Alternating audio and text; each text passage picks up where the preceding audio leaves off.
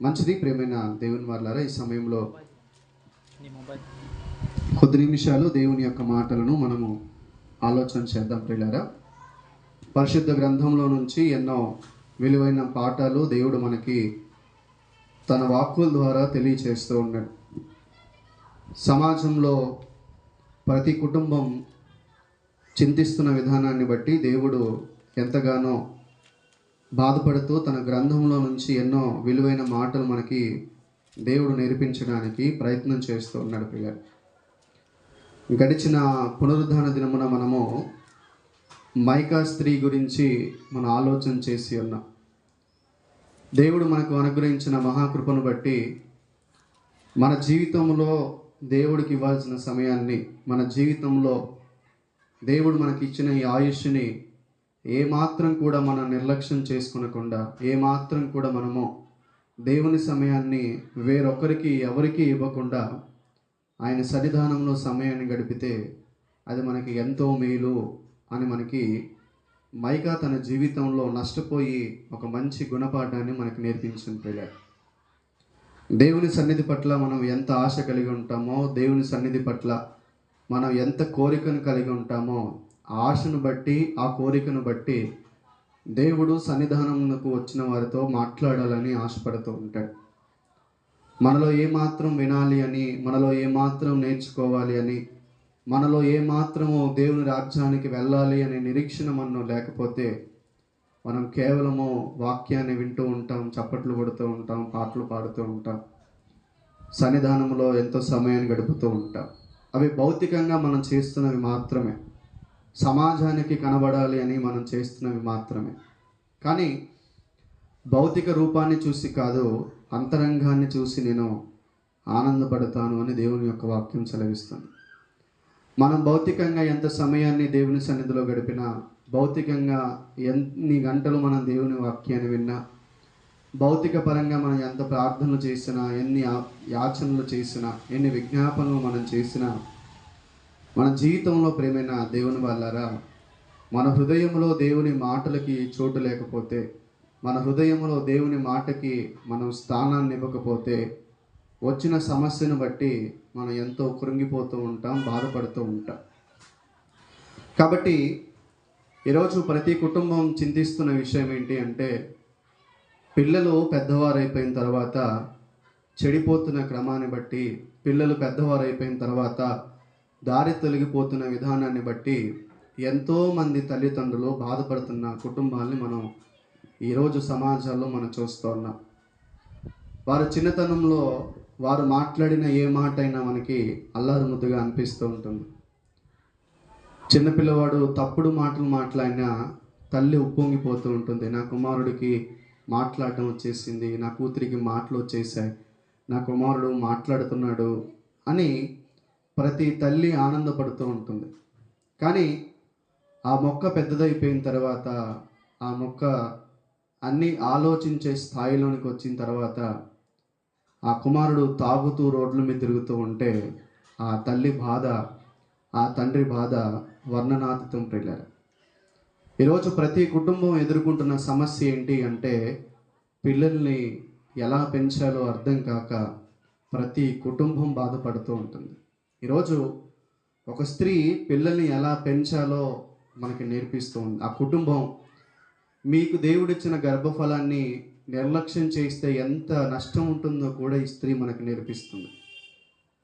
చూడండి ప్రేమైన దేవుని వాళ్ళరా, ఈరోజు వివాహాది శుభకార్యాలకి వెళ్ళినప్పుడు నూతన వధూవరులని ప్రతి ఒక్కరూ దీవించి ఆశీర్వదించి మంచి గిఫ్ట్లు వాళ్ళకి పెట్టేసి వస్తారు.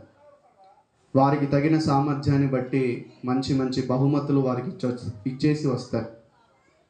మీరు ఇచ్చిన బహుమతి విలువైందైతే ఎంతో జాగ్రత్తగా బహుమతిని కాపాడుకుంటారు, ఎంతో జాగ్రత్తగా బహుమతిని షోకేస్లో పెట్టేసుకొని అందరికీ చూపించడానికి ఇష్టపడుతూ ఉంటారు. లేదా ఏదైనా ఒక కాస్ట్లీ విలువైంది ఇస్తే దాన్ని బట్టి అందరికీ చూపించుకుంటూ ఉంటారు. ఇదిగో నా వివాహానికి మా అన్నయ్య ఇది పెట్టాడు, మా తమ్ముడిది పెట్టాడు, మా అక్క ఇది నాకు కొనిచ్చింది, మా అన్నయ్య ఇది నాకు కొనిచ్చాడు, నా చెల్లి నాకు ఇది గిఫ్ట్గా పెట్టింది అని మనం ఎంతోమందికి సమాజంలో ఎంతోమంది గొప్ప గొప్ప వారికి చెప్పుకుంటూ ఉంటాం. మన ఇరుగు పొరుగు వారికి చెప్పుకుంటూ ఉంటాం. లేదా ఒక ఇంట్లో నుంచి ఖాళీ చేసి ఇంకో ఇంట్లోకి మనం వెళ్ళినప్పుడు వారు ఏదైనా మంచి వస్తువు చూసి ఇది ఎప్పుడు కొన్నారమ్మా, చాలా బాగుంది అంటే, ఇదిగో పలానా రోజు మాకు ఇది గిఫ్ట్గా పెట్టారు పలానా వ్యక్తులని మనం చెప్పుకుంటాం. అంటే ఆ గిఫ్ట్ ఎవరు పెట్టారో మనం మర్చిపోలేదు, ఆ బహుమతిని మనకు ఎవరిచ్చారో మనం మర్చిపోకుండా నిత్యము మనము ఎదుటి వారికి ప్రచురించాలి అని ఇష్టపడుతూ ఉంటాం. మరి లోకంలో ఎవరు ఇవ్వలేనిది ఏంటి అంటే గర్భఫలం. ఈ లోకంలో ఏ వైద్యుడు కూడా గర్భఫలాన్ని ఇవ్వలేడు.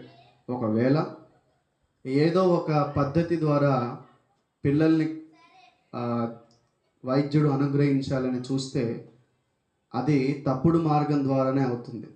దేవుడు నియమించిన పద్ధతి ద్వారా ఈరోజు వైద్యులు ఎవరూ కూడా పిల్లల్ని పుట్టించడానికి ఇష్టపడట్లేదు. అక్రమమైన మార్గంలోనే, క్రమం తప్పిన మార్గంలోనే పిల్లల్ని వైద్యులు అందిస్తూ ఉన్నారు. అది ఏమాత్రం కూడా దేవునికి ఇష్టమైన కార్యం కాదు. పిల్లల్ని కంటున్నారు, పిల్లల్ని ఇస్తున్నారు అని ఆనందపడుతున్న సమాజం కంటే దేవుడే నాకు ఇవ్వాలి అనే ఆలోచన చాలా మంచిది. కాబట్టి ప్రియమైన దేవుని వాళ్ళారా, మన జీవితాలలో పిల్లల్ని పెంచే విషయంలో ఎంత జాగ్రత్తగా ఉండాలో ఈరోజు మనము ధ్యానం చేసుకుందాం. సామెతల గ్రంథము 29వ అధ్యాయము 15వ వచనాన్ని 17వ వచనాన్ని మనం చదువుకుందాం. సామెతల గ్రంథము, జ్ఞాని అయిన సొలొమోను గారు ఎంతోమంది భార్యలను, ఉపపత్నులను, పిల్లల్ని కలిగి ఉండి దేవుని గురించి ఎంత చక్కగా మాట్లాడుతున్నాడు అంటే, నీ కుమారుణ్ణి శిక్షించిన ఎడల అతడు నిన్ను సంతోషపరచును. 17వ వచనం, నీ మనస్సుకు ఆనందం కలుగచేయును. చదువుక చూడండి ప్రేమైన దేవుని వాళ్ళారా, నీ కుమారుణ్ణి శిక్షించి గద్దిస్తే నీకేం కలుగుతుందంట? సంతోషం, ఆనందం. అంటే బైబిల్ పిల్లల్ని కొట్టమని చెప్తుందా? లేదు. ఏదైనా ఒక తప్పు చేసినప్పుడు తండ్రి ఒక దెబ్బ కొట్టాడు అనుకోండి, ఆ శరీరం దెబ్బలు తినడానికి అలవాటు పడిపోతే కుమారుడు ఎలా ఆలోచిస్తాడంటే, నేను సిగరెట్ తాగొచ్చినప్పుడు మా నాన్న 2 దెబ్బలు కొట్టాడు, మందు తాగొస్తే 4 కొడతాడేమో, మహా అయితే 5 కొడతాడేమో, అంతకంటే ఎక్కువగా కొట్టలేడు, కొట్టడానికి మనసు కూడా మా నాన్నకి రాదు అని వాడే ఆలోచిస్తాడు. మహా అయితే తాగితే మా నాన్న 5 దెబ్బలు కొడతాడేమో, అంతకంటే ఎక్కువ ఏం కొట్టడులే. అంటే కొట్టి పిల్లల్ని మార్చుకోవాలని బైబిల్ చెప్పట్లే. చాలామంది అక్షరాన్ని అక్షరంగా తీసుకొని దాని వెనకాల ఉన్న దేవుడు తెలియచేయాలనుకున్న అర్థాన్ని చాలామంది నిర్లక్ష్యం చేసి పిల్లల్ని కొట్టి దారిలో పెట్టాలని చూస్తూ ఉన్నారు. ఈవెన్ నేనైనా ఈ వాక్యాన్ని సరిగ్గా ధ్యానించినంత వరకు పిల్లల్ని కొడితేనే సరైతవరు, పిల్లల్ని కొడితేనే పద్ధతిగా ఉంటారు అనే ఆలోచన నేను ఇంతకాలం బ్రతికాను.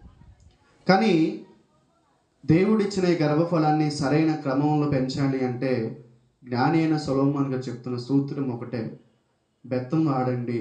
కానీ ఏ పద్ధతిలో వాడాలో కూడా బైబిల్లో దేవుడు చెప్పాడు. మీ పిల్లల దేహాలకి దెబ్బలు అలవాటు చేస్తే, మీ పిల్లల దేహాలకి కొట్టడం అలవాటు చేస్తే, వాడు దెబ్బలు తినడానికి అలవాటు పడిపోయాడు అనుకోండి, తప్పు చేయడానికి పెద్దగా ఆలోచించకండి. తప్పులు చేస్తాడు ఖచ్చితంగా. ఎందుకు తప్పు చేస్తాడో కూడా నేను చివరిలో చెప్తాను. పిల్లల్ని కొట్టి సరైన మార్గంలో పెంచాలి అంటే అది చాలా రాంగ్ స్టేట్మెంట్. అది ఈరోజు ఎంతోమంది పిల్లలు తల్లిదండ్రుల చేతిలో దెబ్బలు తింటున్నారు, చిన్న వయసులో దెబ్బలు తింటున్నారు. విపరీతంగా కొట్టే తల్లిదండ్రులు కూడా ఉన్నారు. 1-2 కొట్టి వదిలేయకుండా అసలు రోడ్డు మీద పడేసి ఇష్టానుసారంగా కొట్టి తన్ని అసభ్యంగా పిల్లల్ని కొడుతూ ఉంటారు తల్లిదండ్రులు.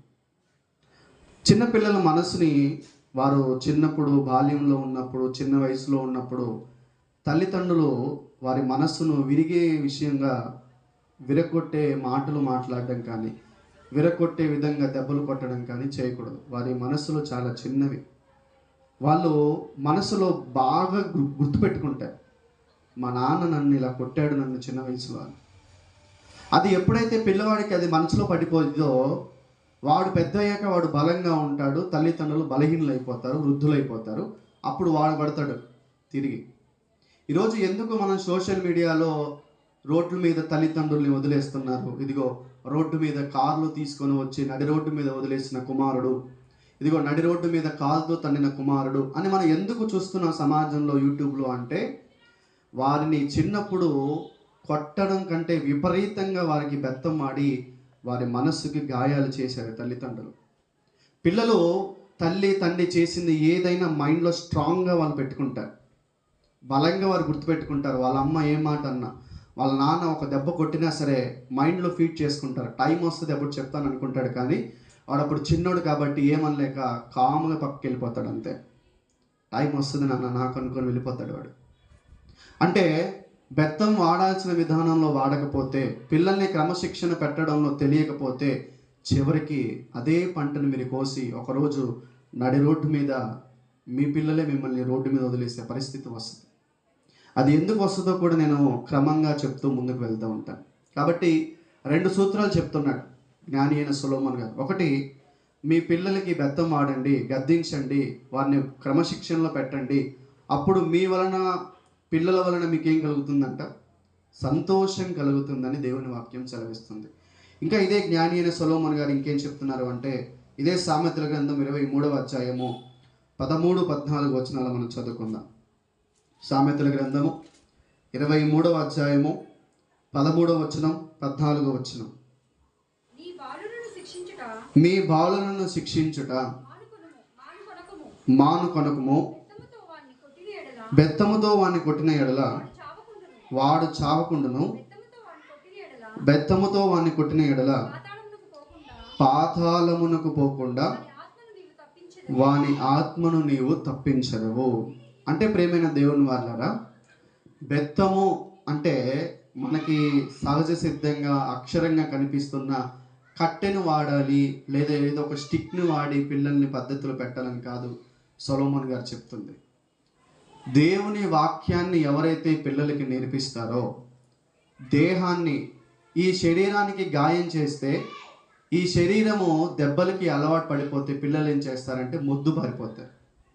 నాన్న రోజు కొడుతున్నాడు అనుకోండి, పిల్లలు ఎలా ఆలోచిస్తారు అంటే, మా నాన్న ఇంతేలే, మమ్మల్ని రోజు కొడతాడు, ఆయన చేసుకునే పని ఆయన చేసుకుంటూ వెళ్ళిపోతాడు, మేము చేసుకునేది మేము చేసుకుంటూ వెళ్ళిపోవచ్చు అనే ఆలోచనలో అందరూ ఉండిపోతారు పిల్లలంతా.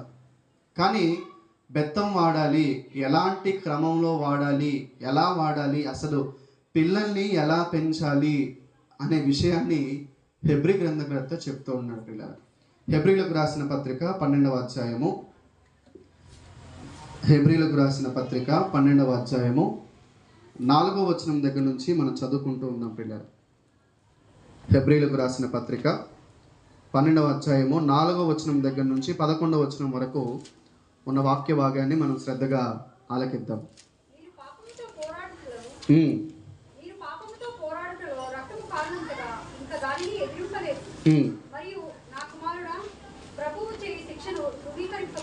నా కుమారుడా, ప్రభువు చేయు శిక్షను తృణీకరింపకము, ఆయన నిన్ను గద్దించినప్పుడు ప్రభువు తాను ప్రేమించు వారిని శిక్షించి దాన్ని స్వీకరించు, అది కుమారుణ్ణి, ప్రతి కుమారుణ్ణి దండించును, సంభాషించినట్లు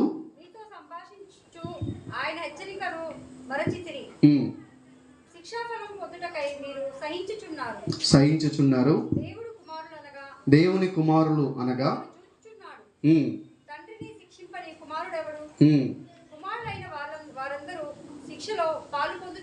పాలు పొందుచున్నారు.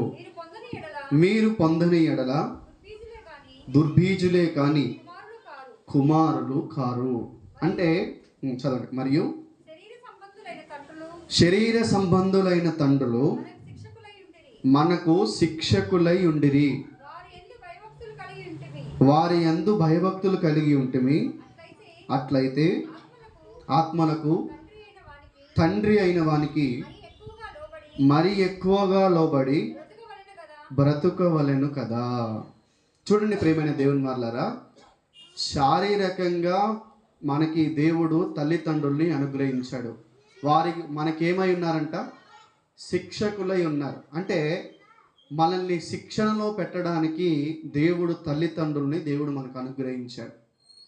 అంటే తల్లిదండ్రుల్ని క్రమశిక్షణలో పెట్టాలి అంటే ఫస్ట్ ఆఫ్ ఆల్ తల్లిగా తండ్రిగా స్థానం తీసుకున్న వాళ్ళు పరమందున్న తండ్రి మాటలకు ఎప్పుడైతే లోబడతారో, పరమందున్న తండ్రికి ఎప్పుడైతే తల్లిదండ్రులు లోబడతారో వారు పిల్లలకి శిక్షకులై శిక్షణ సరిగ్గా నేర్పిస్తారు. అసలు తల్లిదండ్రులే దేవుని వాక్యానికి లోబడకపోతే, తల్లిదండ్రులే దేవుని సన్నిధికి రాకపోతే, తల్లిదండ్రులే దేవుని సన్నిధిలో దేవుని మాటలు వినడానికి ఆసక్తి చూపించకపోతే మరి ఎలా కుటుంబాన్ని మీరు మీ పిల్లల్ని క్రమశిక్షణలో పెట్టుకుంటారు? బెత్తం వాడితే మీ పిల్లలు సరైతారు, బెత్తం వాడితే మీ పిల్లలు క్రమశిక్షణలో ఉంటారు అనేది ఎంత వాస్తవమో, మీ పిల్లలకి పరమందున్న దేవుణ్ణి పరిచయం చేయకపోతే వారు మీరు బెత్తం వాడినా తప్పు చేస్తారు, బెత్తం వాడకపోయినా తప్పే చేస్తారు. ఎందుకంటే ఈ శరీర స్వభావం ఏంటి అంటే పాపపు స్వభావం ఈ శరీరాన్ని. తల్లిదండ్రులు భయం పెట్టి పిల్లల్ని పెంచితే అమ్మా నాన్న ఉన్నప్పుడు వాడు కాముగా ఉంటాడు, ఎలాంటి తప్పు చేయడు, ఎలాంటి బూతులు మాటలు మాట్లాడు.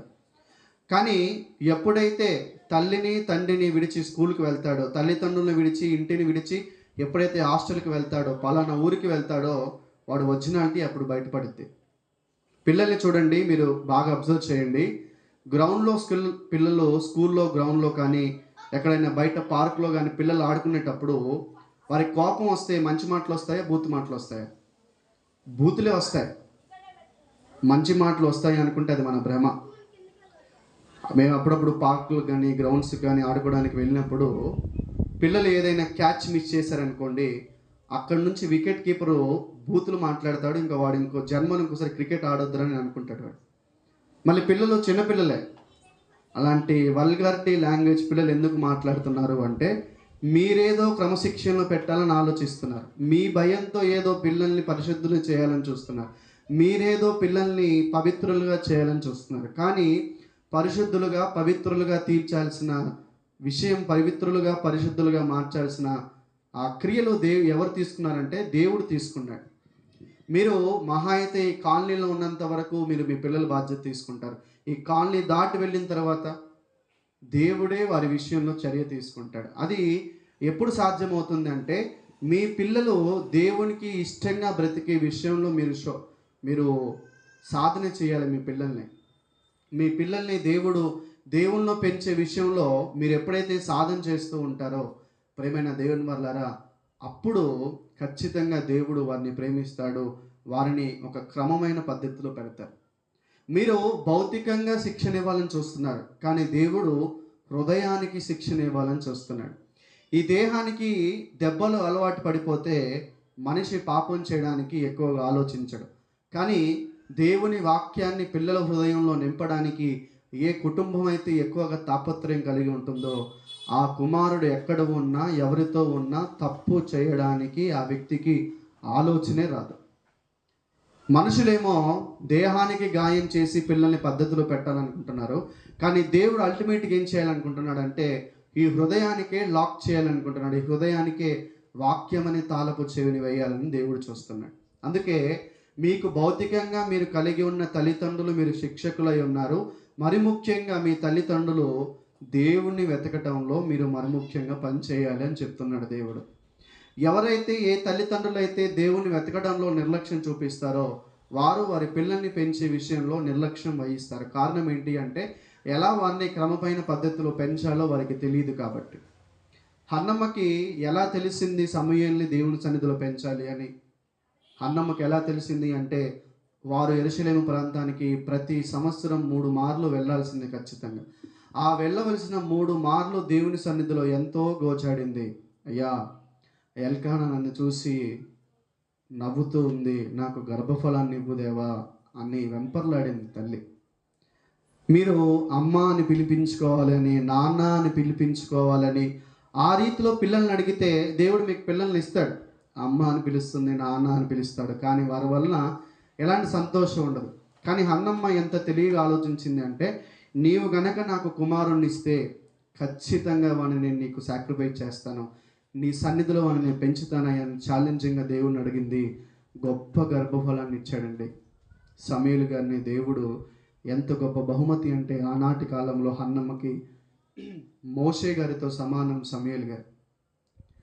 అంటే హన్నమ్మ చేసుకున్న తీర్మానం గొప్పది, అందుకే సమూయేలు గొప్పగా బ్రతకగలిగాడు.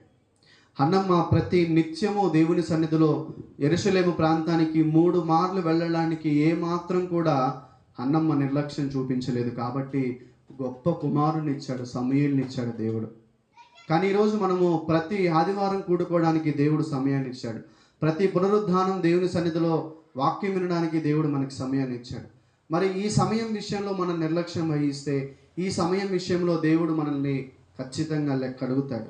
కారణం ఏంటి అంటే, శిక్షణ నేర్పడానికి మీకు కాపరిని నేను నియమించాను కదా, వారి మాట మీరు ఎంతవరకు అంగీకరించారో, వారి ద్వారా నేను మాట్లాడుతున్నప్పుడు ఎంతమంది వాటిని గ్రహిస్తున్నారని దేవుడు ఖచ్చితంగా లెక్క అడుగుతాడు. ఈ విషయాలన్నీ ఏదో నామకార్థంగా చెప్తున్నవి, ఏదో ఒక అంశంగా తీసుకుంటూ చెప్తున్న విషయాలు కాదు. కానీ సమాజాన్ని చూస్తూ ఉన్నప్పుడు తల్లిదండ్రులు మాకు చేస్తున్న పిల్లల గురించి మాకు చెప్తున్న వీటిని ఏమంటారు,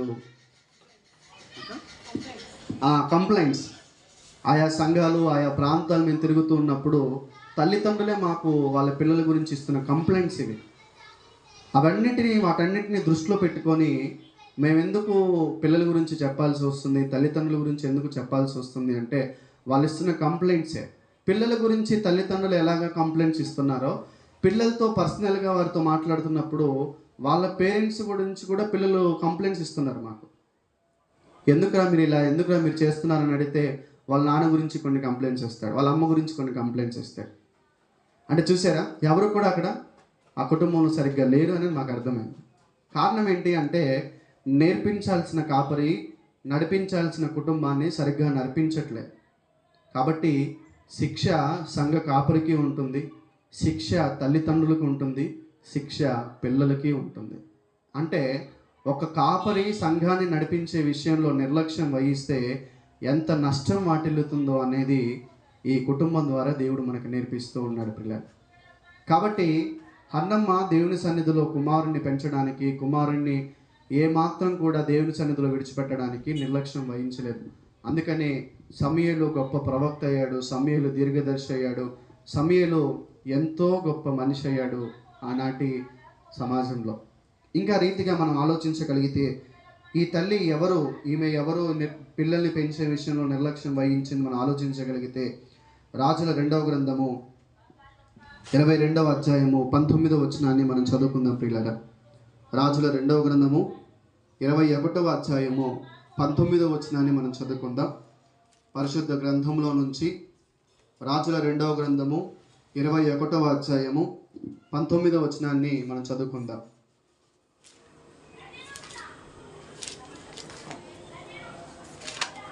రాజుల 2వ గ్రంథము 21వ అధ్యాయము 19వ వచనాన్ని మనం చదువుకుందాం. ఆమోను ఏలనారంభించినప్పుడు 22 ఏండ్లు 2 సంవత్సరములు ఏలెను. అతని తల్లి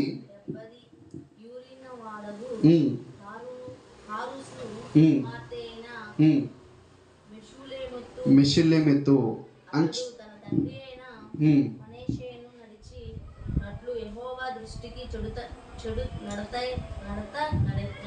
చెడు నడతను నడిచెను అని దేవుని వాక్యం సెలవిస్తుంది పిల్లరా. మన జీవితంలో ఆలోచించగలిగితే మెషుల్లెమెతు అనే స్త్రీ ఎవరు అంటే, మనష్షేకి భార్య, ఆమోనుకి తల్లి అని మనం చదువుకున్నాం. మనష్షే గురించి రాయబడిన విషయాలు ఏంటి అంటే, మనష్షే దేవుని దృష్టికి ఎంతో చెడ్డగా నడుచుకున్నాడు. ప్రారంభంలో దేవుని దృష్టికి తప్పులు చేస్తూ జీవిస్తూ వచ్చాడు. యెహోవా మార్గాన్ని విడిచిపెట్టి తప్పులు చేయడం ప్రారంభించాడు మనష్షే. అంటే తండ్రే సరిగ్గా లేనప్పుడు తల్లి సరిగ్గా ఎలా ఉంటుంది, కుమారుడు సరిగ్గా ఎలాగా దేవుని సన్నిధికి నడవగలుగుతాడు, ఎలాగా దేవుని సన్నిధిలో ఎదగలుగుతాడు కుమారుడు ఆమోను. కాబట్టి ప్రియమైన దేవుని వాళ్ళారా, తల్లిగా తండ్రిగా స్థానం తీసుకున్న వీరు వారి పిల్లలకి దేవుడు అంటే ఏంటో వారికి పరిచయం చేయలేదు.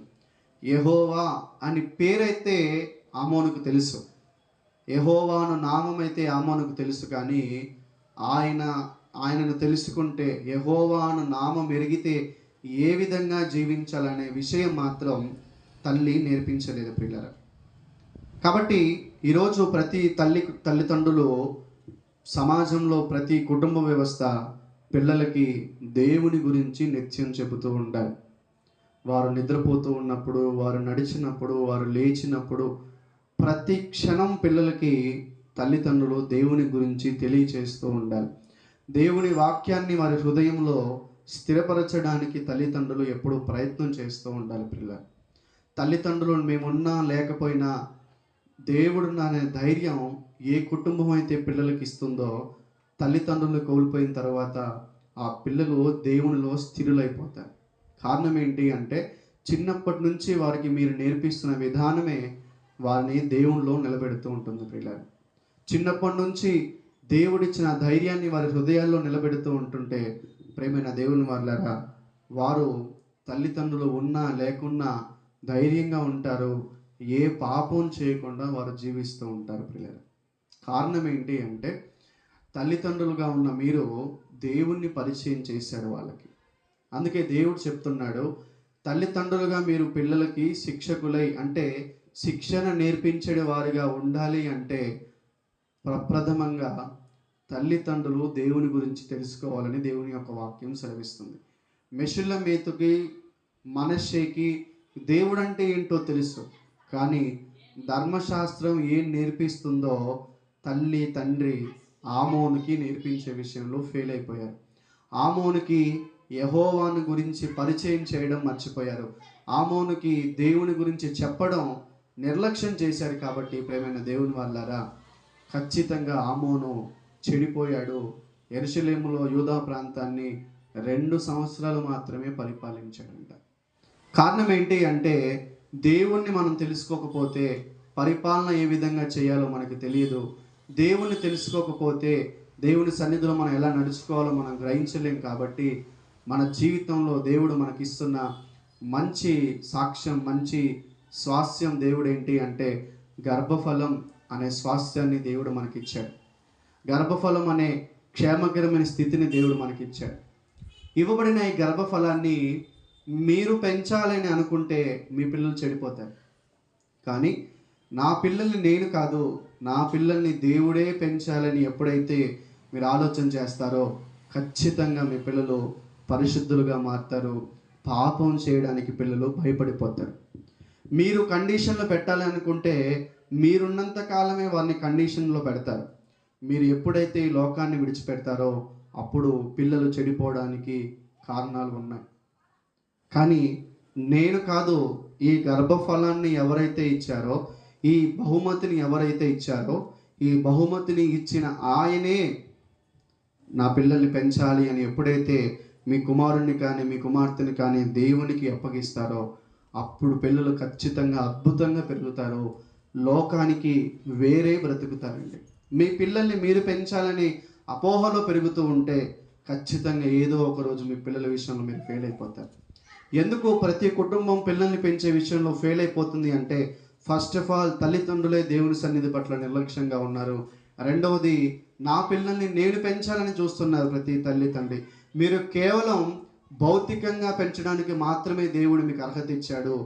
రెండవది, వారి హృదయాల్లో వాక్యం నింపడానికి దేవుడు మీకు అవకాశం ఇచ్చాడు. ఈ 2 కర్తవ్యాలను, ఈ 2 బాధ్యతలను ఎవరైతే నిర్లక్ష్యం చేస్తారో ఆ పిల్లలు ఒకరోజు మీ పట్ల నిర్లక్ష్యాన్ని చూపించే పరిస్థితులు ఏర్పడతాయి. కాబట్టి హెబ్రీ గ్రంథకర్త మనకు తెలియచేస్తూ ఉన్నాడు, మీ పిల్లల్ని పెంచే విషయంలో మీరు జాగ్రత్త తీసుకోవాలి అంటే, మీరు మీ పిల్లల్ని రెండింటిని దేవుని సన్నిధికి అప్పగించండి. దేవునికి ఎవరి పిల్లల్ని అయితే ఏ కుటుంబం అయితే అప్పగిస్తుందో వా పిల్లల్ని దేవుడే శిక్షిస్తుంటాడు, దేవుడే సరిచేస్తూ ఉంటాడు, దేవుడే ఒక క్రమశిక్షణలు పెడతాడు. దేవుడే మీరు పెట్టే క్రమశిక్షణ భౌతికంగా మాత్రమే సరిపోతుంది. మీరున్నప్పుడు తప్పులు చేయకుండా మాత్రమే ఆ శిక్ష ఆపుతుంది.